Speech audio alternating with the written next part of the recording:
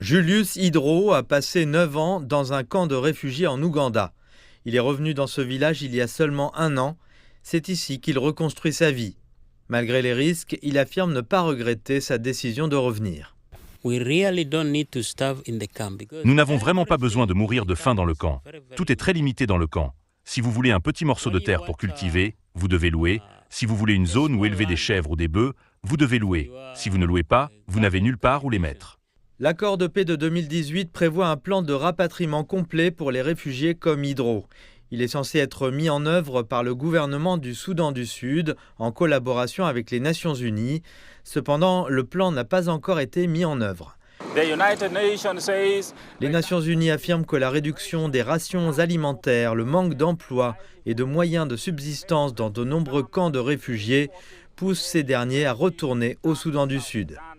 Et ceux qui rentrent par leurs propres moyens, comme Florence, disent qu'ils sont confrontés à de nombreux défis. Je suis d'abord venue ici pour évaluer la situation avant de ramener mes enfants.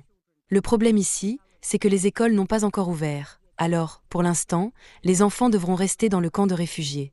Les Nations Unies appellent le gouvernement du Soudan du Sud à mettre pleinement en œuvre l'accord de paix de 2018. Je parle de l'échec autour de l'unification des forces armées, de la nécessité de finaliser la constitution permanente et de vraiment traiter les questions des crimes économiques et de la corruption. Les Nations Unies indiquent que plus de 2 millions de Sud-Soudanais sont réfugiés dans les pays voisins et que nombre d'entre eux souhaitent rentrer chez eux, mais ont besoin de plus d'assurance quant à la sécurité du voyage.